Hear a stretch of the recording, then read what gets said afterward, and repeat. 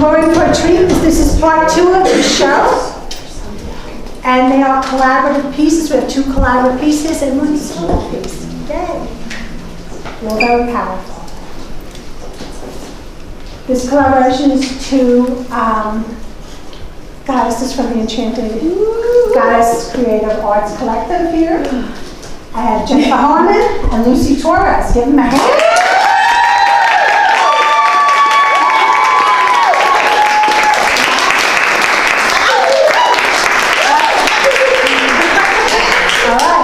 Lucy Torres is a writer, an artist based in New York City, and author of The Taste of Broken, an autobiographical poetry book on the illness that turned New York City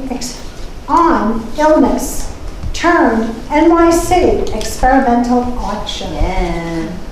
Lucy is a LaGuardia Performing Arts Center Lab 101 grantee.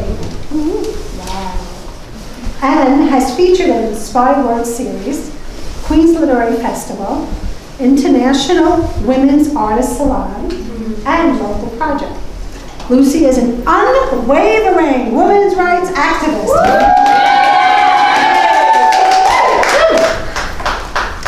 A fighter of self-love, an advocate for gender, racial ability, class, age, body, size, equality.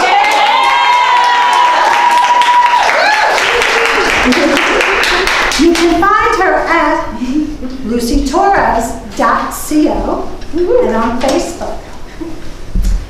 Next, we have the enchanting Jennifer Harmon Gersbeck.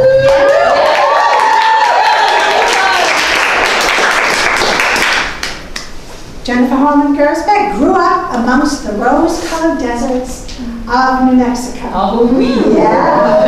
But currently hops through puddles in her paisley galoshes down the sidewalks of Astoria. Woo! Yeah. Woo! Yeah. Inspired by her late mother, Patty, she released her first book in 2016 entitled Celebrating Sound, which is a compilation of her mother's poetry and essays with her own. It is a truly beautiful book. Yeah. You must have any mother's daughters, I mean, forget about it. It's on the table. You know?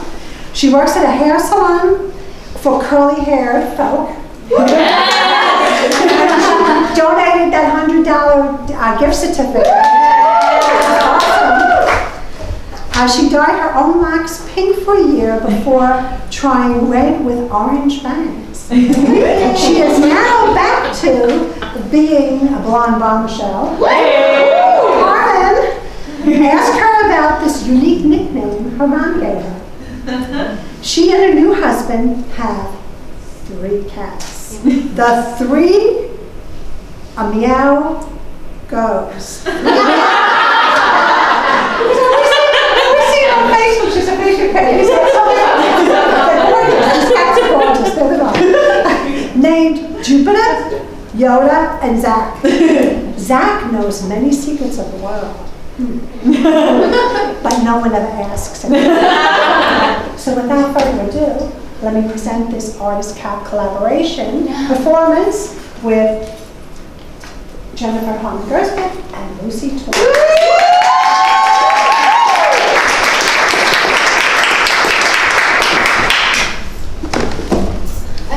Leotard in my dresser drawers for the past couple of years, and these pink ballerina slippers. Yeah. Let me see if I can put them on the right feet. You know, I was in ballet from kindergarten through 6th grade. As I put them on for the first time in so many years, I get to tell you about my freedom and my truth. It's so exciting to practice and get ready for the stage with you, my friend Lucy. Yes, I can't wait to go out there. I know, I'm excited too. All right, let's practice. It's deep down inside of me from long ago, not channeled at him, my dad, little Jenny, me, or God. Yes, of course it is. It's channeled at all of us, Rage blooms within me. Gotta see myself this one. Yes. Rage blooms within me.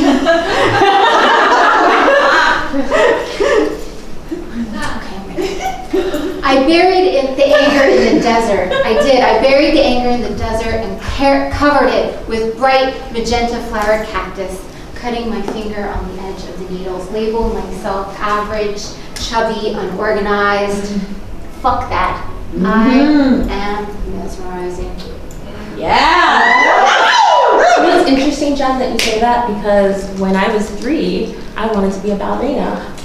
And when I went to the school with my mom, they told me I was too fat to be a ballerina. And I didn't understand what it was to be fat at the time. Of course, I know very well now, but I understood that there was a limitation because something was wrong with my body. That was what was conveyed to me. And I think that's the first memory I have of not being accepted. I remember asking my mom, well, what's fat? Because I didn't know English at the time. And I know that she didn't say anything negative to me. I remember she took me home and we cooked something together and waited for my dad to come home. And I felt shame, but I didn't know what that meant, right? Because there was no expression as to what this fatness was. Then I was 5, and I had a crush on a boy, and I had just learned English. And he told me I was too fat and ugly, and my friend was skinny and pretty and tall. And I knew what fat was by then, because I had learned the word in those 2 years. So it's funny that you can have that. And so I decided for this show I was going to dress like a fucking dancer anyway.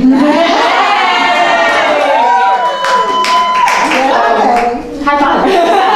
So in preparation for this, I realized that there's a lot of anger there, but there's so much hurt as a child. And so trying to memorize these lines is impossible. So prepping this way makes it easier, right? Because we're facing our demons, and it's really fucking hard. So I'm not conventionally fetching, right? I don't aspire to be. I stopped caring a long time ago, but I'm not here to appeal your senses, right? I'm myself. What does that mean? I don't even know. I think I'm pretty rooted in myself, but this body of mine, right? I mean, it's been through the grinder of pain for about 10 years, and it's not conventionally approved. Even when I was thinner, I was miserable because I was so sick from endometriosis. And at the time, I didn't even know what endometriosis was. I just knew that I wanted to be this perfect thing. And there's been weight loss, weight gain, an excess of curves, an abundance of shape. But I'm not here to pleat your pattern, right? It is so powerful to do this for you. You know, growing up, I was angry about his infidelity,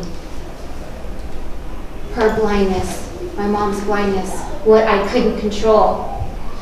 Rage blooms within me.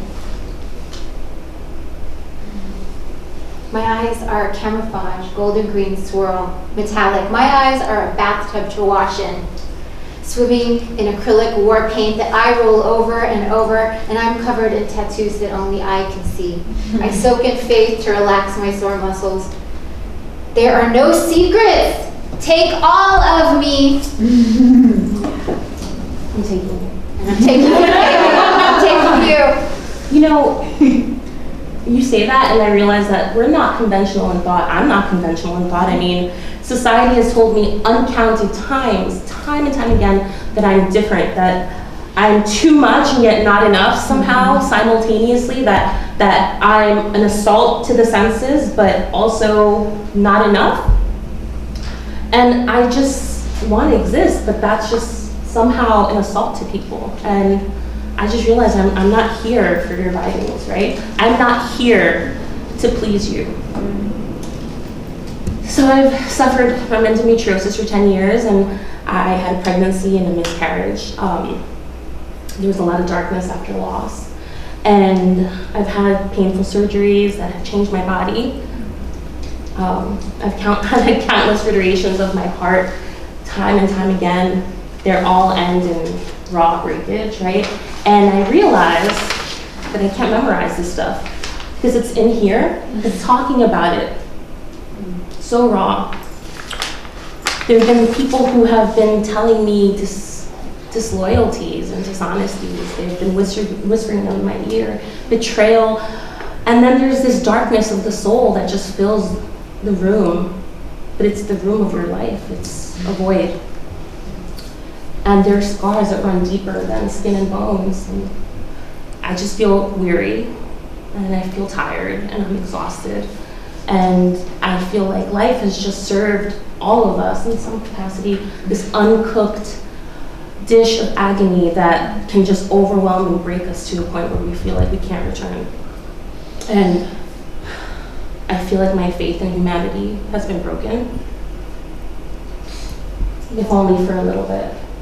That's why we're on the same page here, because I get to get as close as I need to. I want to all the time and hold your hand and say, triumph is built on going there. We get to go there together. Rage blooms within me, and I am proud to make this grand announcement here. I knew he lied. I let him lie, and I covered up his lies by not saying a thing. Yeah. In high school, it's powerful to share these things. And, I remember eating extra meals before my parents got home from work. I would raid the fridge, eat full loaf of pound cake with butter, gone. They'd come home and I had sprayed air freshener and eaten like a whole frozen cordon bleu before we had dinner. At 30, I forgave him. In fact, I never stopped encouraging him to free himself. My dad walked me down the aisle. I'm 40 now, merging 12-year-old Jenny with my current self. We hold hands on the walk to the subway, and we explore the rage that blooms within us together. Why is it harder to let go of my life sentence? I vote to let myself off death row. You are free, Jennifer, innocent of the lawsuit you brought against yourself. Yes. Free!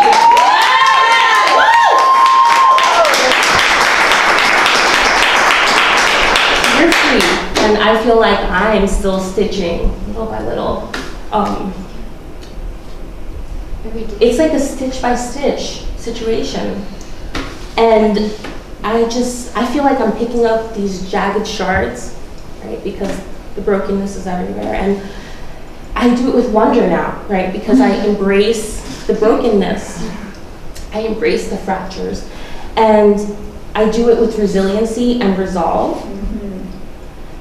Perseverance and curiosity, because I'm learning and I will not stop learning. Yes. And I do it with anguish and grief, and that's okay. I'm giving myself permission to feel sadness.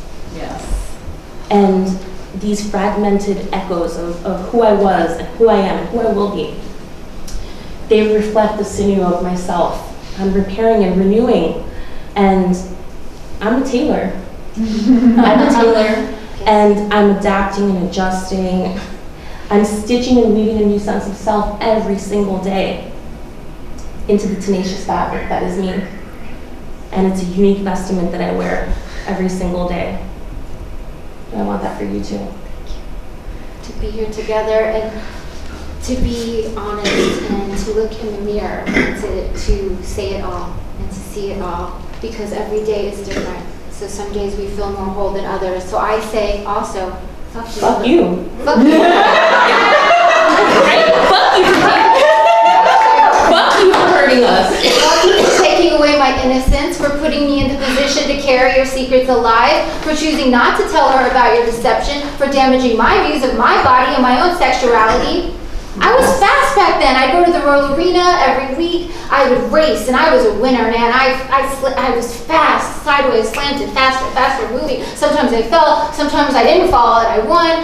And then I remember in PE, I was like so fast. I was a sprinter, and then I fell, and I cut my leg, and they put the alcohol into it. And then I decided, fuck, I'm not going to stop running. I'm going to stop running. And anticipation was my favorite accessory. Anxiety was my favorite necklace, like my mom's beautiful turquoise necklace here from the 70s. I thought if I could predict the problems and the pain, I could predict them or prevent them from happening. I put a lot of energy into that. And after my parents' divorce, when I turned 22, it was hard. That was another death. It was hard for me to think of our family traditions lovingly. and I couldn't see him. I couldn't see my dad for a few years because all of the truth came out, and we got to talk about it. And he understood, and he was so sorry for my pain and despair. And I say thank you, Dad, for letting me be real and true, for not holding my frustration and anger against me.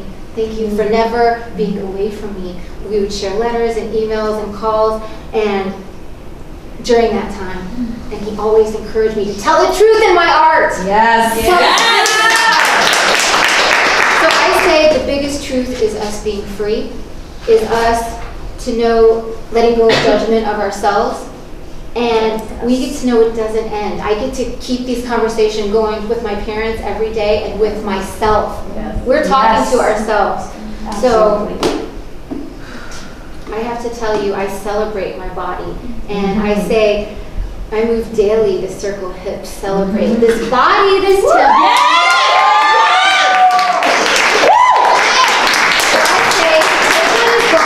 Or cracked, and dispose of it now. Use it when it's necessary.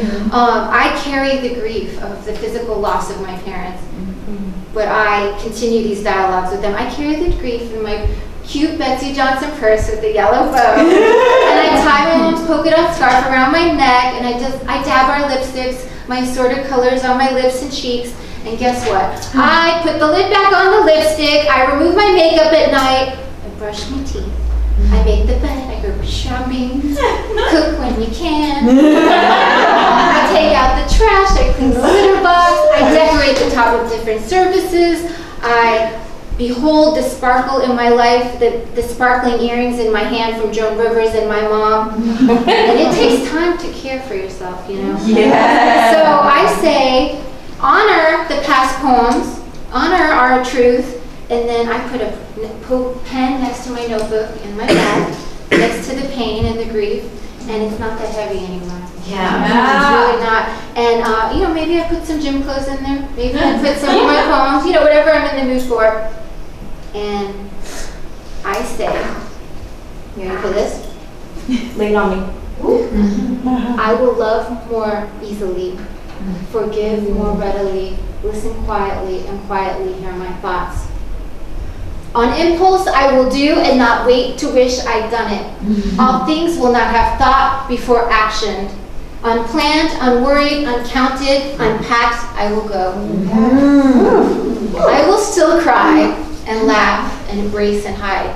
I will. But without so looking back to judge myself. My power will come from me. Yes! It does feel like the world is only me and my reactions. And thank you, Mom, for teaching me to put myself out there. But still, we know. We do know. Rage blooms within us.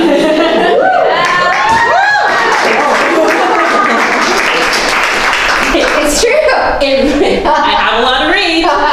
Rage blooms within me. Yes. It blooms within you. It blooms within me, right? And I don't know how to be angry. So we're not taught how to be angry in our society, and culturally. We're allowed to be quiet. We're allowed to be hysterical.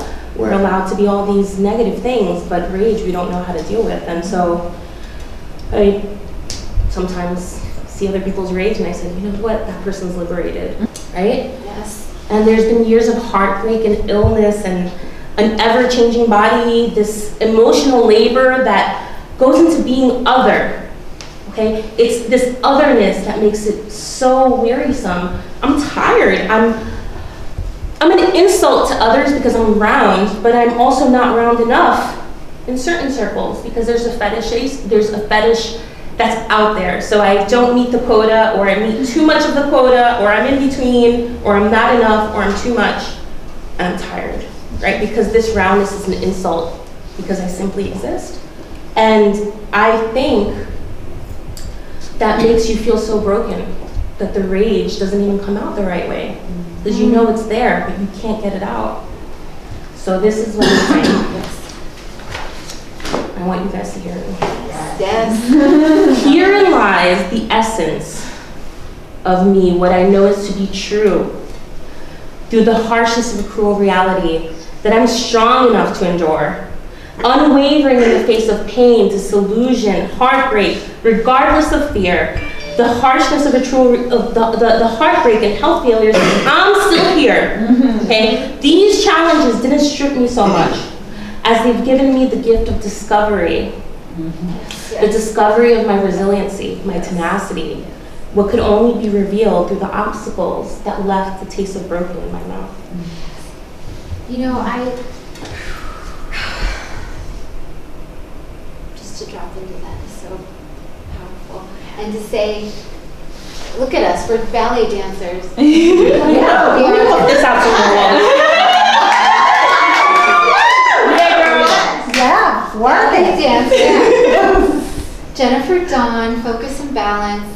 I remember the yearly recitals and the costumes, and the practice on weekdays, and when I got to toe shoes, it was so painful standing up. And I remember I decided the discomfort of discipline was really challenging, so I decided to discontinue. And then pretty much the same thing in marching band with the clarinet.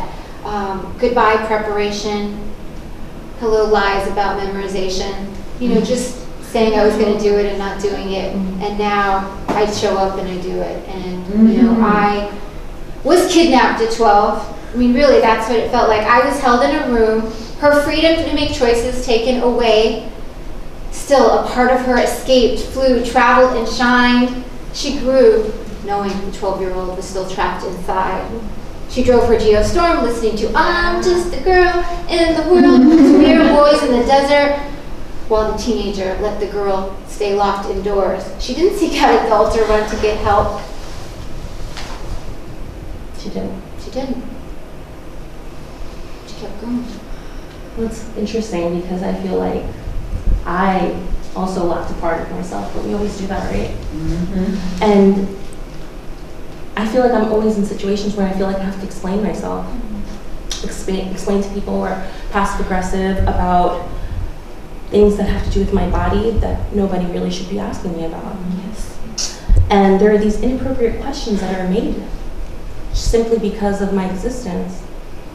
These seemingly offhand condescending comments, right? Or BMI, you worried about your BMI? Really? That's what you're gonna ask me? Of course I'm worried about all these things, but I have these two conditions that make me gain weight, and I have to come to terms with that because I can't fight my body anymore, right? Because then that's the only war that I'm gonna rage against in this world. Like really, against myself, I'm gonna be my own enemy. And so it's no one's business whether I'm healthy or not, right? Being healthy does not make you less than or worthy. It doesn't make you more than or unworthy. The glorification of healthy living has been so indoctrinated into our society that everyone feels like they can judge openly because you're other. What is otherness anyway? I mean, I'm looking at everybody looks different. Are we all other then? Right? But society has taught me that hating myself is the way to be, right? That I should hate myself. Because thinness equals worthiness, it equals health, it equals beauty, it equals success, and it equals love. We have to set the record straight. I think we do.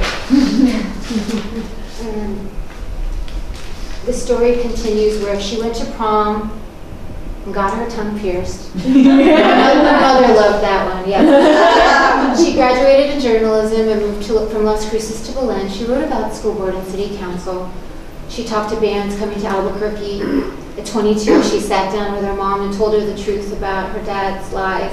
She packed her hanging bag in a suitcase with books and clothes to move to New York City. And all that time, the little girl was waiting in the in-room. And the day arrived when she rescued herself. She unlocked the door and let the girl out. And she knows she is capable. She is free. And I think both of us now, me and little Jenny, and we see gratitude everywhere. And togetherness. And we are together. Yes.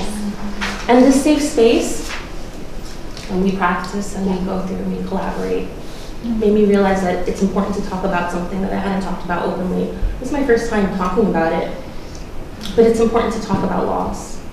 And we as women continuously lose so much. There are no words to describe the loss that we feel. I think the dictionary is lacking in the sentiment that we feel. I suffered a miscarriage about 3 years ago, and I wasn't ready for a child. I love children, but I'd never aspired to that. And I feel like miscarriage is a type of heartbreak that can't be defined. It can't, there are no words for that type of loss. And what do you do when you miscarry a child you weren't ready for?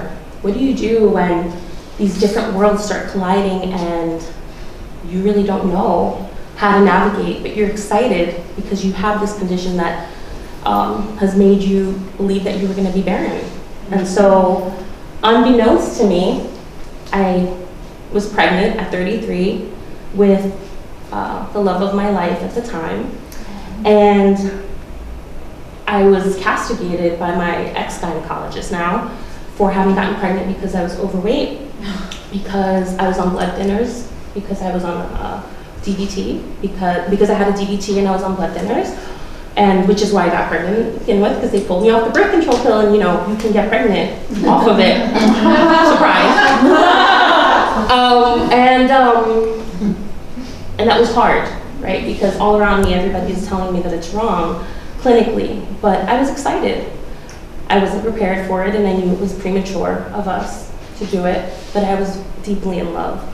And it's hard to talk about, but I think it's important because the day that I saw the word embarazada, it was in Chile, and I was there and I said, wow, this is Lucy Torres is pregnant. All right, like, not because I talk in third person, but because this is like the new chapter in my book. Lucy Torres is having a child. What am I going to do about this? And so I was very excited and I was very moved by it. And I cried and I was very, very sick.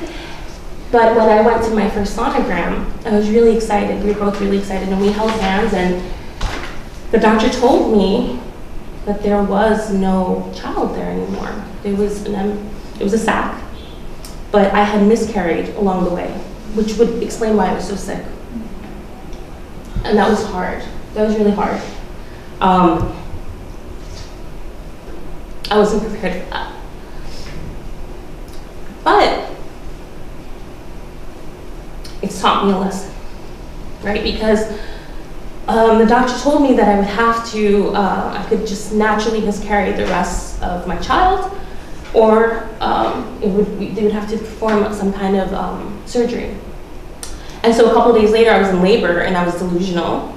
And because I'm a tough chick, I thought, I can get through this. This is, you know, I'm in labor, but, you know, you're delusional, right? Because you're like, this isn't happening to me. How could this happen to me? I didn't even know I was going to be in this situation. And so I thought I could get through it. And my boss, who was a former nurse, told me, you're in a delusional state. You're in labor.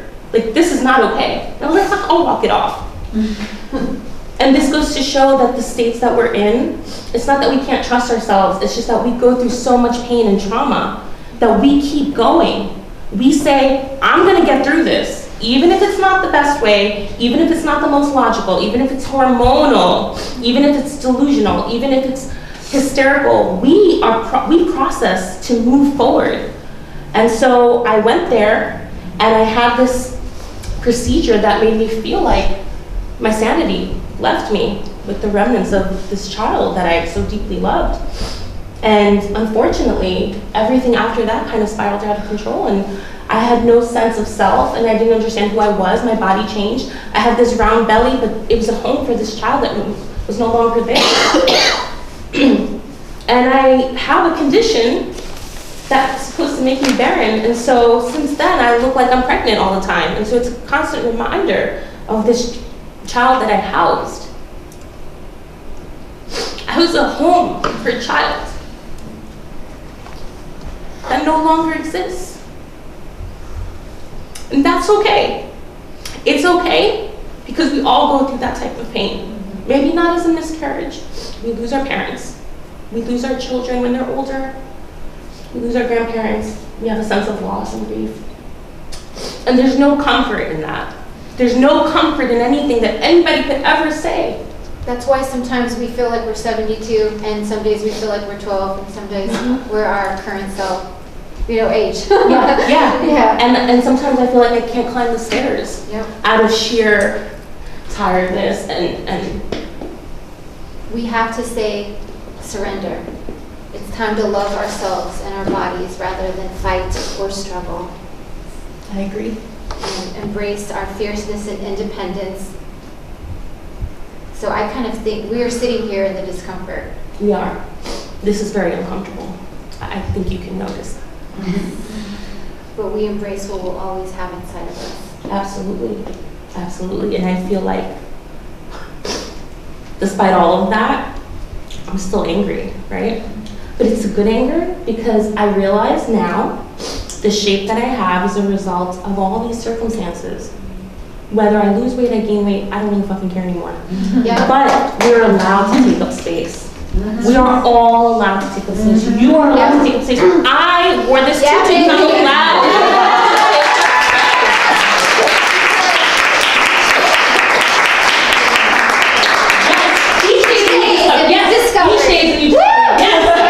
Each day is a new discovery. Each day is. Let's run our hands over our curves. Let's do that. I mean, I have a lot, so we might be here for a while. But about ourselves. We get to keep finding more about ourselves that we love. Each one of us here. There's so many layers. there are. Yes, And yes. There's so many layers to us. Just a simple conversation of this conversation that we're having, leading up to this women's empowerment show. Well, let's forget our physical characteristics. they don't matter. They don't matter. Or their imperfections. Yeah. Or But that doesn't mean we don't love the feel of our skin. Like again, this body houses. I love the feel of your Yes. skin. And I love the feel of my skin. I like the way that your feel. This tutu feels amazing. Why can't we live in a sensory experience versus physical? Right? I see beauty here, and it has nothing to do with your shell. You're listening and you're engaged, and you're listening, you're witnessing what we're experiencing. Because this is real. We went off script like first page. So we just keep turning because it looks fake. You're not broken. Yes, you're not broken. You're not broken. Hold on. Let's get up. Let's all get up.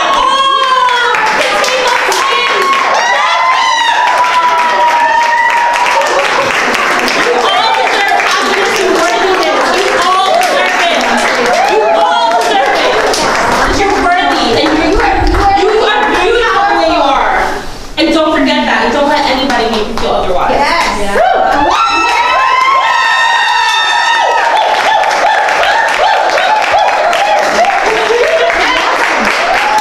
Thank you. Thank you. It was so fun. Wow. I'm so fun.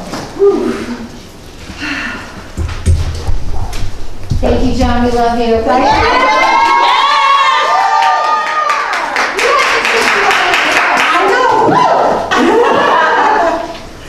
Okay, our next performer, do it for real treat. Diana Benigno.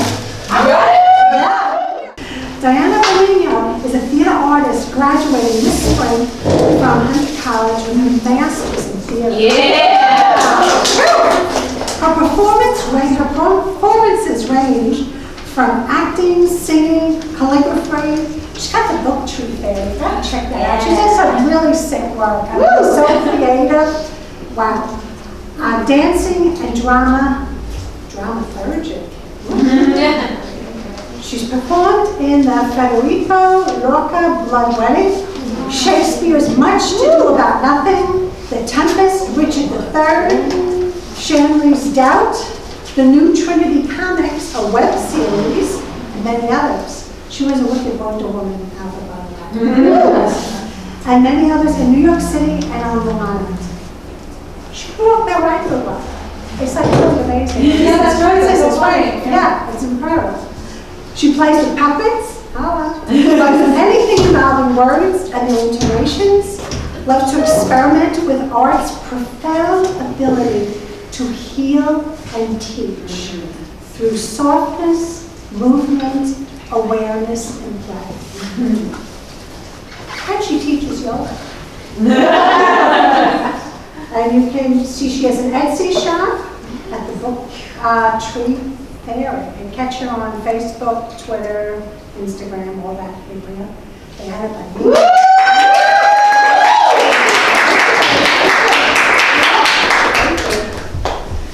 I would like to thank all the female artists here tonight for opening for me.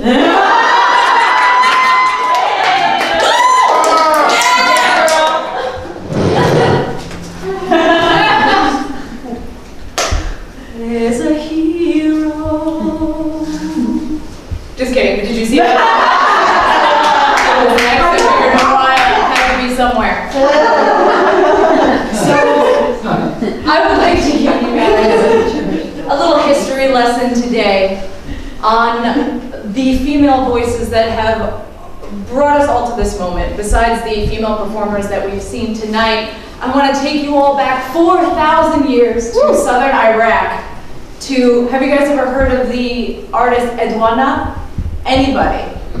No, nobody. She's the first named author in the history of writing. Anything. Wow. The first cuneiform tablets that they translated and thousands of years go by. And they find out that it was a woman who wrote all these cuneiform tablets about invoking the goddess Inanna. So she was a pretty well-to-do lady, Edwana. She was a princess. She was the son of a king, and she decided to dedicate her life to serving the goddess because that is how a woman could be powerful and who could preach and write and all of that wonderful thing. And I have so much stuff to read, but I really just want to get to her poetry. And she was also the first one who signed her own work. She wrote in all of her poems, she wrote, "I am Edwana. I am the one who's speaking. I am the one who is invoking." And she even refers to herself as the lady of the largest heart. And I think we could all sort of take a lesson from that. So, in her exaltation of Inanna, she gives everything to this goddess. And it's not just in the softness and the love and the light, it's also the war. There's always a war going on. Have you noticed that? That's one thing that mankind has just never gotten right and never stopped doing. It's just in war. And we have it's almost like, it's an invocation of a goddess, but the more that I read her poetry, it's a prayer, it's a cry, and it's her on her knees basically, saying, "Queen of all given powers, unveiled clear light, unfailing woman." She believed in a matriarchal goddess. You know, she believed, no, God is a woman, anything, anybody else writes, I'm the first writer anyway, so I'm just going to say God is a woman. Unfailing woman, wearing brilliance, cherished in heaven and earth, chosen, sanctified in heaven, you, grand in your adornments, crowned with your beloved goodness, rightfully you, Edwana, our high priestess. Your hand sees the 7 fixed powers, my queen of fundamental forces, guardian of essential cosmic sources. Is that a little rhyming in the English translation? Do you like that? You lift up the elements, bind them to your hands, gather in powers and press them to your breast. Usually that's where the poem ends, but there's another stanza, which says, vicious dragon, you spew. Venom poisons the land like the storm god you howl. Grain wilts on the ground. Swollen flood rushing down the mountain, you are Inanna, supreme in heaven and earth. And the name Inanna means the divine in all matter. And she believed in both the harsh and the beautiful. She is reality with a sacred order and meaning. And later, you know, the patriarchal religions, they kind of stripped that harsh, violent power from women, you know, because it was probably a little bit scary, you know. And Inanna actually became Yahweh later on. The poetry sort of attributed to her sort of got retranslated and translated again, and then, you know, adopted by other religions, which is awesome, because we have all religions here. And then we move on a little forward in time to Sappho, who in her actual matriarchal society of Lesbos, which we do all know, you see her, she was in the little presentation there. She was a love poet. She wrote love poetry. So, and it always had to do with relationships between women and this longing for a partner, for a female partner, for a friend, really. And she had, where we just had our ode to Inanna, which sort of married the beautiful with war, to the ode to Aphrodite, so the goddesses change. She always changes. And I'll only read a little bit part of that, but again, if you could see, listen to the words and listen to how they evolve from Aphrodite, subtle of soul and deathless, daughter of God, weaver of wiles, I pray thee, neither with care, dread mistress, nor with anguish, slay thou my spirit. But then it goes down, and it said, and it's a conversation between her and Aphrodite. And Aphrodite answers her, and she goes, what, my frenzied heart craved in utter yearning, whom its wild desire would persuade to passion? What disdainful charms madly worshipped slight thee? Who wrongs thee, Sappho? She that fain would fly, she shall quickly follow. She that now rejects, yet with all the gifts shall woo thee. She that heeds thee not, soon shall love to madness, love thee, and loathe thee. And then for about a few thousand years, we don't really hear anything from women at all. until historically speaking, until the Middle Ages, we have our first female playwright. So like I said, this presentation is about these first voices. Here we have the voices of now. And the first female playwright, I don't know if you guys know this, was a nun named Roswitha von Gandersheim. Have you guys heard of her? She's so awesome.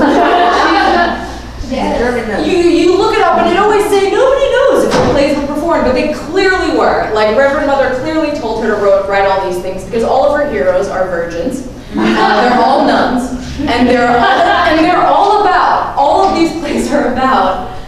I feel like I shouldn't laugh at this, but in the Middle Ages, it's kind of funny. They're all women running away from rape. That's all it is. That's all it is. They're all up on a mountain. All these men try to rape them. But they're protected by the light of God, by the light of themselves, by the light of their unwavering faith, which I think is actually really, really beautiful. And it doesn't make men the enemy either, or God, or anything else. I think it's about, which is again very rare in the Middle Ages, and by a nun. I mean, she didn't see really the light of day, nor did the plays really. Everything in the Middle Ages was kind of a pageant and a Christ story. Fun times. I'm not saying it wasn't, but. So we go from this invocation to the goddess to now this silent faith, this silent prayer that's very quiet during the Middle Ages. And then I was going to read more stuff about the first novel that was ever written. It was also written by a woman. It was written by a Japanese woman whose name I'm not going to waste time pronouncing. I don't think. We'll call her MS. If you win my little raffle, there's a poem by her in there that I wrote in calligraphy for you. But she was very overtaken by the voice of like the Japanese feudal lords. So hers are kind of like, like she wrote like the Dallas of the day. Do you guys know? Does everyone know that show Dallas? Yeah. Cool. She wrote very like that. So I read a couple of those stories and didn't connect with them, but I'm sure they were fun in the samurai court of Japan. And then we have Afro Baron in the 17th century. Was the first woman to write mystery novels, first woman to write crime novels, and she was published everywhere. She wrote a lot of plays, had everything performed. This in the 1600s in Europe.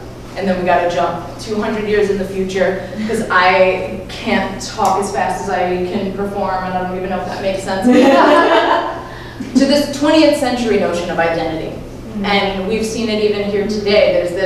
There's this cry of who am I and what am I doing and what is my art? And I have the same thing, which is why I can't get up here right now and even attempt to give you original poetry or anything, and that used to stifle me a little bit. But then, they say, talk about what you know. And as Joan said, I'm graduating, so I've been studying, so this is what I know. And this is what I know.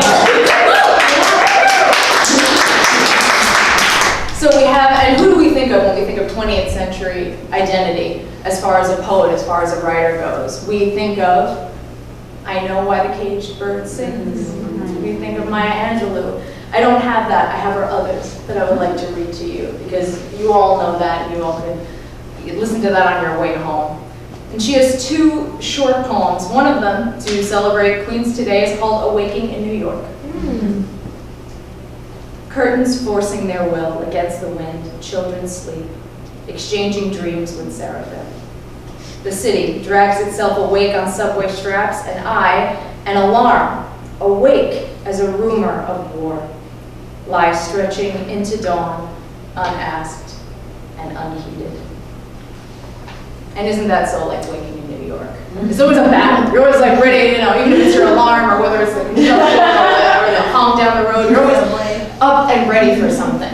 And that's a very strange energy to transmute here in this city, because we can lose our step, and we can fall, and we can become anxious, and we could also keep on going and keep on thriving and keep on writing, even if it sucks. Maybe she hated this poem. We don't know. We don't. We really don't.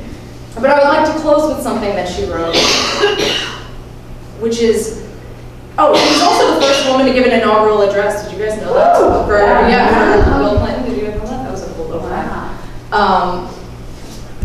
First woman, I think, to win the Pulitzer Prize in literature? First African American woman, but still. Anyway, I digress. And these words too, I'm going to read this on the slower side because it's about legacy, and that's all I think what we're trying to create here as artists and as speakers and dancers and actors and artists who don't even know what they are yet. But there's one thing that Maya did know, and that she did connect with, and it was this feeling of legacy, of identity, which she constantly explored and taught upstate as a professor, what she wrote down as a Pulitzer Prize winning writer. She wrote, "When great trees fall, rocks on distant hills shudder. Lions hunker down in tall grasses, and even elephants lumber after safety. When great trees fall in forests, small things recoil into silence, their senses eroded beyond fear. When great souls die, the air around us becomes light, rare, sterile. We breathe briefly. Our eyes briefly see with a hurtful clarity." And that reminds me of Lucy, where she went. That reminds me what Lucy just said about that, when we say hurtful clarity, that hurt that just is clear but has nowhere to go. Until now. Our memory, suddenly sharpened, examines, gnaws on kind words unsaid, promised walks never taken. Great souls die, and our reality, bound to them, takes leave of us. Our souls, dependent upon their nurture, now shrink, wisen. Our minds, formed and informed by their radiance, fall away. We are not so much maddened as reduced to the utterable ignorance of dark, cold caves.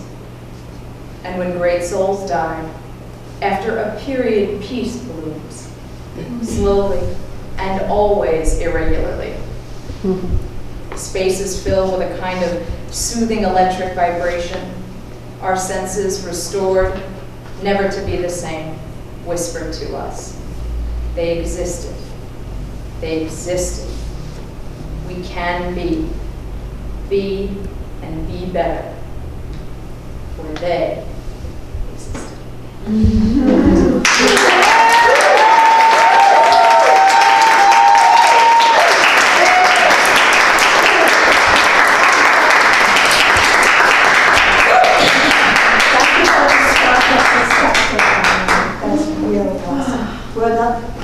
final collaboration. Woo-hoo! First we're going to bring up Caitlyn Casson. Yes! We're collaborating with. We're going to do our individual and then we'll do our collab. Yeah. Bio. Caitlyn Casson. Originally from Philadelphia, graduated summa cum laude from the University of South Florida with a bachelor's in fine arts in dance and a minor in psychology. I love that right brain, left brain. It's awesome.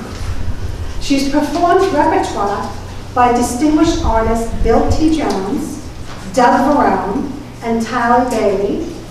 Casson's desire, internationally diverse artistic endeavors have taken her across the globe to perform in each. Since 2013, she has been working as an international dancer with Mind Leaps to Bosnia, how do you say it? Herzegovina. Herzegovina and Rwanda. Rwanda, it is right, I didn't see the A, okay.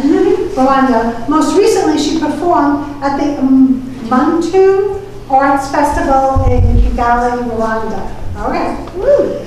Caitlyn has performed nationally with the Elion Dance Theater, the Valsoli Dance Company, Damage Dance Companies, Cosmic.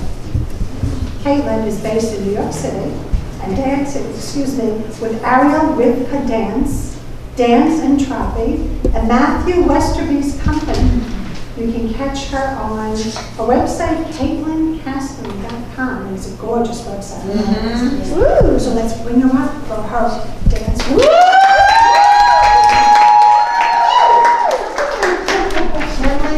Yeah, look at it. Oh, she just looks fabulous.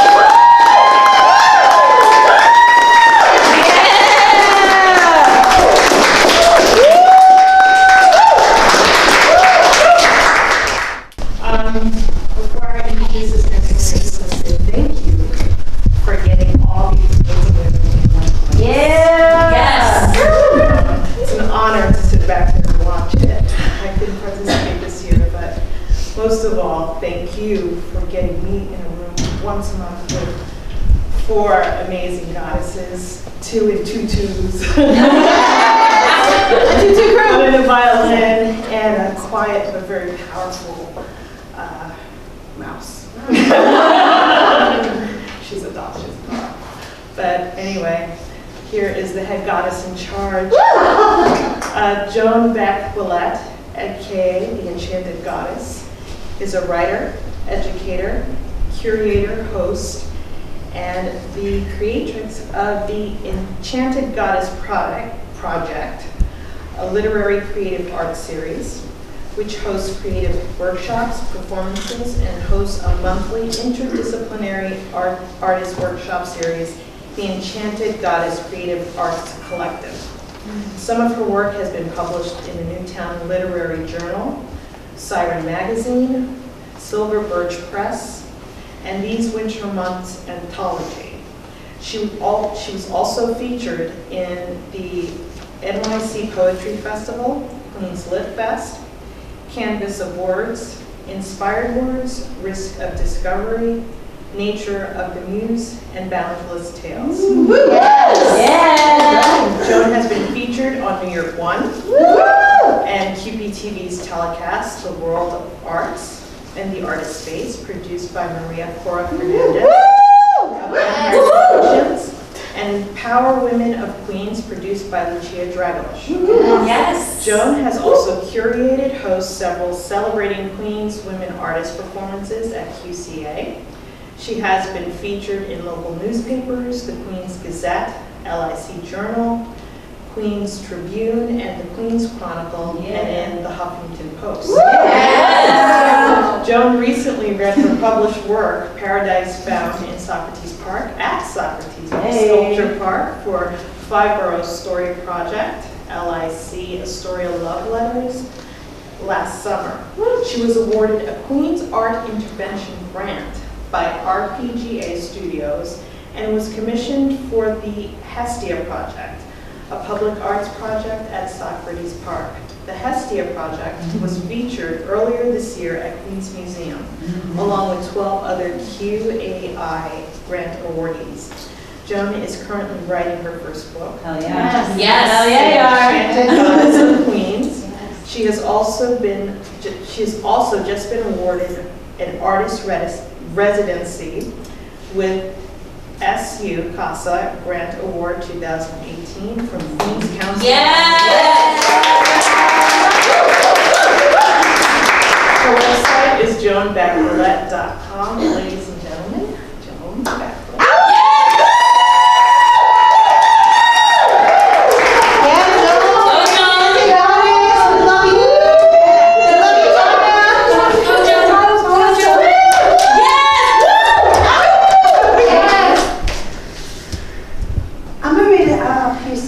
I wrote a few years ago.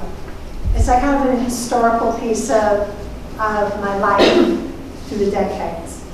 It's called Born Just in Time. I grew up in the middle of 2 turbulent decades.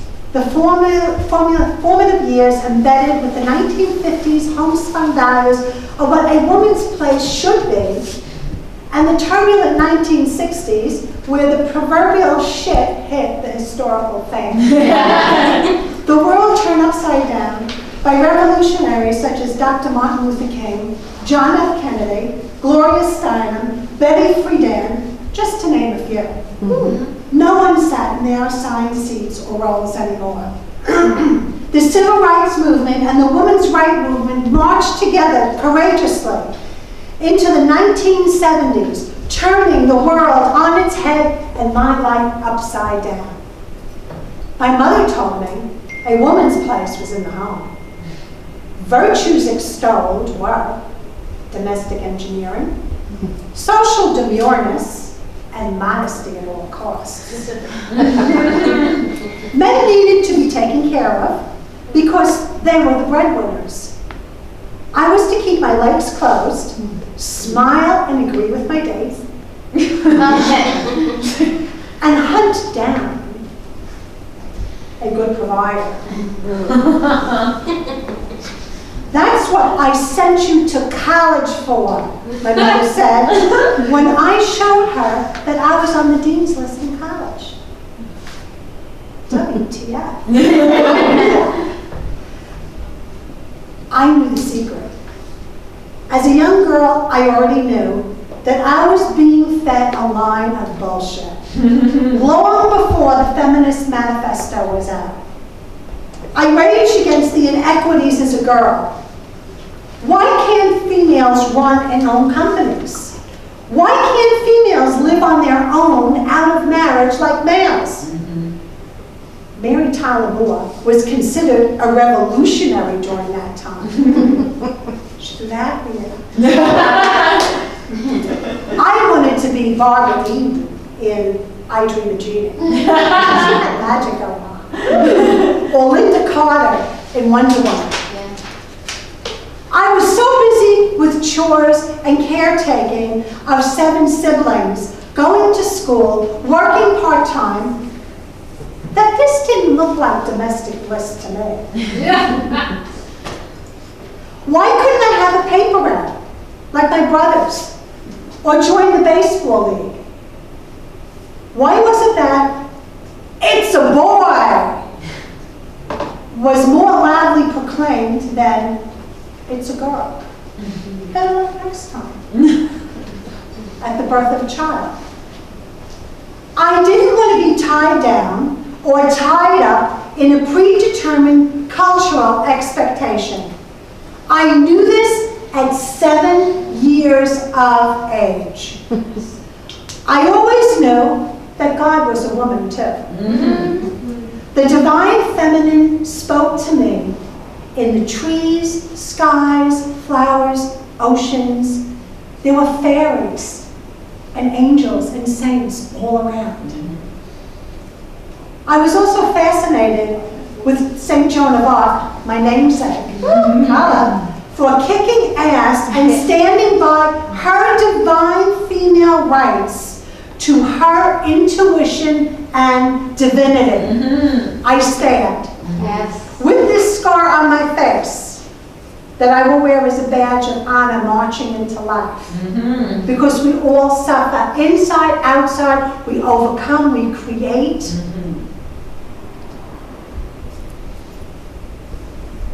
She who will not go gently into the night was she, my superhero, Joan of Arc.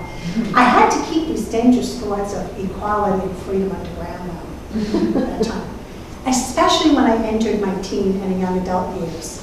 I needed to fly under the radar as a female. I was not as brave as Amelia Earhart. I didn't want my fledgling wings burned beyond repair. I didn't want to get burned at the stake either. All right? By then, I had found my power of beauty during this time. Gloria Steinem said to celebrate your body, that it was not unclean or second class. We are males equal, revolutionary at that time.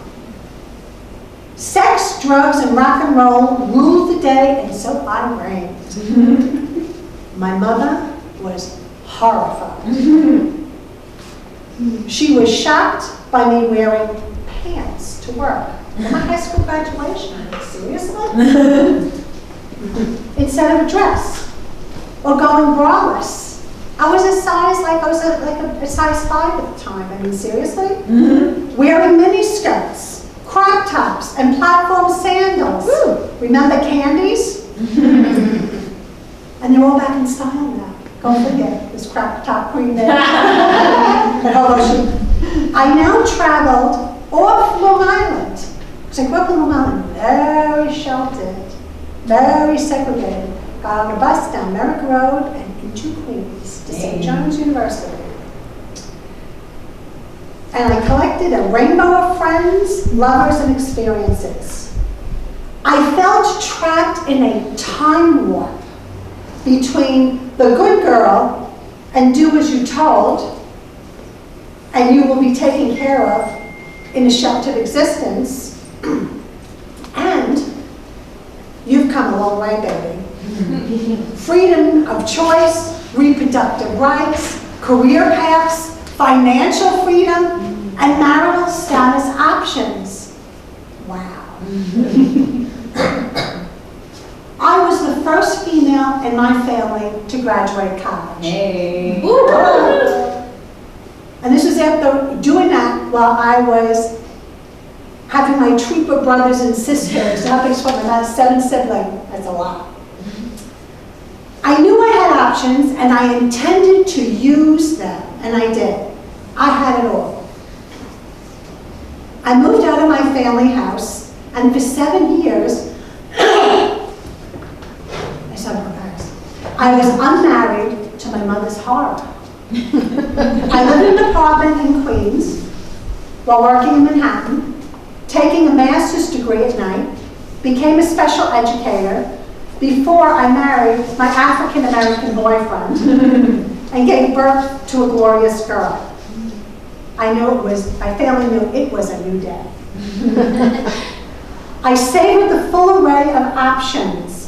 Oh, I got divorced, was a single mom, and then I got remarried. I savored the full array of options just opened up to women at this time.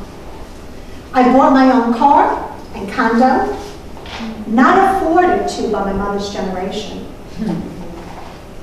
on my own. I call the shots in my life. She's just a girl, or the Little Women, are phrases that no longer exist in my world or my daughter's. My daughter only speaks the language of equality and freedom. Life holds many doors opening to her because of the options that our sisters in the women's movement opened up for us. Now we have third wave generation feminism now. I mean, power. I went through a major transition after the age of 50. I divorced again, moved, left my full-time career, and followed my creative passion of writing. I'm at Audrey DeMola. And Queen's Council of the Arts. Okay? And a very influential artist. I don't know if anyone knows Sark, Susan Ariel Rainbow Kennedy. She's like really dope. She writes these wildly creative books. I've been reading them for years. I took an online writing thing and like boom, things just started happening. And this is because once we're awake, we open a channel, but I digress. I have several poems published. I've created the Enchanted Goddess Project, Literary Creative Arts Community, and the Enchanted Goddess Creative Arts Collective, where women gather and celebrate the expression of the divine feminine in their lives. I now live a life beyond my wildest dreams. I was locked in a classroom for decades, did I tell you? Decades. I thought that it would never be, and I love children. I love my kid, but you know what? I knew there was something whispering in that, and it's creativity. Creativity really transforms. I now live a life beyond my wildest dreams. I live in a petite condo with the biggest terrace that you can get, with Merlin, my feline soulmate. I have amazing friends. I do like badass things. I just got on a plane to Venice. I mean, it was like a siren song. I got this email that says, "Come to Venice." Did I have a passport? No. Did I know anybody? No. Did I speak the language? No, but I got on, and it was life-changing. And I made friends there. I'm going to visit one of those friends at Bar this year. It's like awesome. Yes. I teach part-time. I write prose and poetry. I perform at open mics. I date at will. I have so many choices. I'm loving it.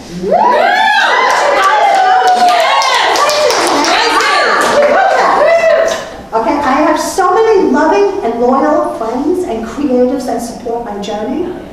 It's a new millennium. But we must not forget our sisters who fought for our freedoms. Hail to the women's movement and Women's History Month that celebrates these divine freedom fighters. I was born just in time. Woo! Yes.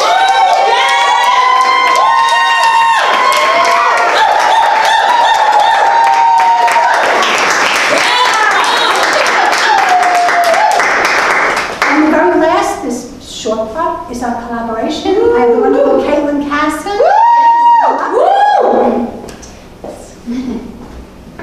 Read my poem, The Unfolded. Yeah. It's our collaboration. I'm very honored. Oh, the honor is mine. This is the first poem that I ever wrote. I wrote it about 12 years ago. I read it for a ceremony, a goddess ceremony, and put it in a drawer. And then I joined a creative community, and I read, and they said, "What are you doing?" And then I submitted it, and this was the first piece of writing that was published in Simon magazine. Yeah. I danced to it, wow. I know May did violin with it. It was a column, which was like amazing. You see, us creatives, bam. The unfolding. She stood tremulously at the threshold, her heart beating furiously against the ribcage of her life. The very earth has shifted beneath her.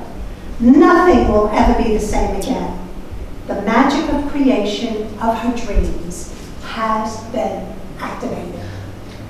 Joyously and with trepidation, she clutches her deepest desires, invoked from within the caverns of her soul. After decades of beating her wings against the gilded cages of long-gone lovers, accomplishments, shattered youth, and shards of self, she surrenders. Her very being challenged by the illumination of her true divinity. Seductively, she slips out of the armor of her emotions, no longer serving the fabric of her soul. Nothing will ever be the same, her soul whispers. She must fly against the currents of convention and expectation that held her ravaged, war-torn selves captive. As her wings unfurl, her heart opens. And she radiates all the love, passion, and dreams of a luscious lifetime still yet to be. She who must be obeyed, she who cannot be denied, the goddess divine gently rumbles through her soul. With dignity and grace, she evokes her soul's passionate and mystical stirrings that call her to task, to transform from the mundane to the sublime. Bursting forth with unabashed joy, pleasure, and the recognition of the goddess seared into her soul, she leaps out of bed, across the threshold of her dreams, wielding the magic wand of her heart cracked wide open, to reveal that she has always possessed the magic and power to give wings to her deepest heartfelt desires. She flies head on into the portal of her soul's verdant longings and creates a life that is beyond her wildest dreams. Then she draws back the veils of her enchanted life, and she finds herself staring directly into the eyes of her own sacred divinity.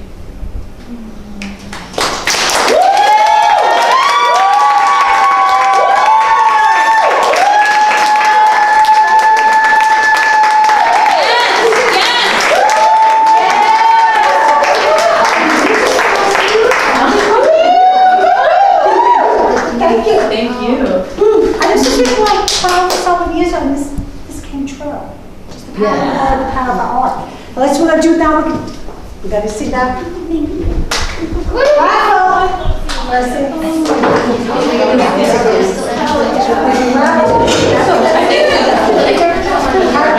Let's get this party started here.